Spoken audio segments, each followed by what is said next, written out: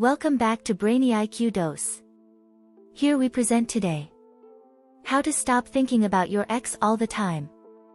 I have been asked multiple times questions like, how can I let my ex go of my mind? I still have thoughts about him every day even after 6 months. I wish I knew how to quit thinking about him. Before we move on, I want to share with you a story of one of my most dear friends, ZZ. Let's hear in his own words. Here we go. After 5 years, my ex texted me to say she was breaking up with me. Suddenly, there was nothing left without frequent conversations and regular interactions. She was nice enough to reply to messages, but I would wait and watch for her response. She was my first thought when I woke up and kept me awake. Working was challenging because of how much she was on my mind. I downloaded depressing music and struggled with regret all the time. Why not? What if? Maybe she'll have a change of heart. Just give her some time. I stayed occupied. Tried to pick up a new language and musical instrument. Started yoga. Made new friends. All of them served to distract, yet it was still difficult for me to spend time by myself. The key is right here. I was dying because of hope. I was drawn back to her by the hope. She had already forgotten about me. No matter how much I wanted it to be false, reality was proving me wrong. She didn't get in touch with me first. She would wait days before answering a message. She never gave me the Christmas present she had purchased for me. She was perfectly clear in her approach. Then, on her birthday in August, I learned that she had begun seeing someone else. She had been for a while, in fact. Hope passed away. Knowing that she had been intimate with someone else prevented me from seeing her in the same way. I cut all communication with her. On every social media, removed her. Photos were deleted from the PC. I deleted all of the phone's messages. I changed all of my music to be upbeat. Although I knew I had to do all of the aforementioned, I didn't want to. I had to get rid of anything that made me think of her. It had been over 6 months since the breakup. Even though I was still in tears, I had the will to keep going and not turn around. I bumped into someone else I'd met in May and we got along in October. We didn't intend for it to be anything serious, but we just got along.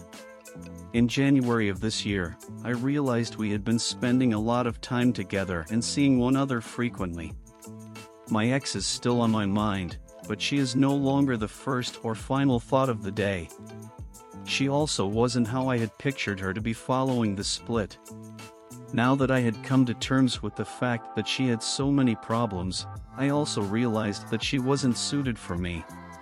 My new girlfriend is fantastic. 8 months into our friendship, we had already shared so many incredible moments. In November, we went on vacation and celebrated my birthday. I received a text message in the morning from an unknown number. The person wishing me a happy birthday ex was my ex-girlfriend. While saying thank you would have been appropriate, I didn't feel the need to continue the conversation. I deleted it, and then I spent the rest of the day with the most wonderful woman I've ever met. I can't believe my good fortune. Coming back to the topic, many of you must also be facing similar situation. Here are a few suggestions that might help you in facing such a situation. Number 1. Discover the cause. Ask yourself what you've tried and been unable to get your mind off of someone. You can gain some understanding of why you're still stuck on them and possibly find a solution by tackling this question head-on. Number 2. Accept rather than reject. Try turning your thoughts toward them rather than away from someone you can't seem to stop thinking about. Although it may seem completely illogical, this tactic can actually be effective. You may find that those thoughts keep coming back because you haven't yet come to terms with the situation's reality. You reject such things out of self-preservation. Heartbreak, humiliation, and unfair treatment, all of these can lead to a lot of suffering. Accepting them, and the circumstances around them, can help you navigate distress more productively. Opening the box and letting your thoughts loose reduces their urgent need for acknowledgement. Meditation is one helpful way to practice exploring and accepting unwanted thoughts. A regular meditation practice can teach you to sit with thoughts and let them pass as you observe them with compassion and curiosity. Number 3. Write it down. Meditation doesn't work for everyone, so don't worry if it doesn't for you. Other techniques can assist you in starting to examine and accept someone's thoughts in order to finally let them go from your mind. One such strategy is keeping a diary. Many people believe that keeping a notebook is only beneficial during adolescence, however, keeping one can be beneficial at any time of life. Diaries provide a private arena for expressing frustration and coping with challenging emotions. In fact, it might seem a little simpler to pinpoint plausible causes for recurring ideas when writing them down. Number 4. Find a constructive distraction. If used properly, distraction can aid in managing any form of emotional pain. Distraction might be a useful technique when you're trying to get rid of unpleasant or disturbing ideas for the moment. When there is nothing you can do to alter the conditions affecting you, distraction can be useful. However, it shouldn't take the place of self-awareness and acceptance. You usually need to deal with recurring thoughts at their source in order to effectively resolve them. Try these helpful distractions. Grab a book. Play some tunes. Watch a movie you enjoy. Contact a friend. Go for a jog or a walk outside. Number 5. Boost yourself.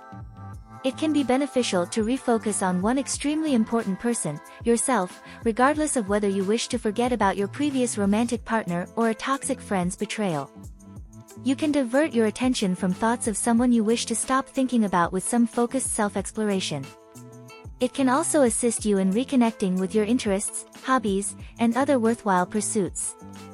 You know, those things that frequently get neglected while you are preoccupied with someone else's thoughts.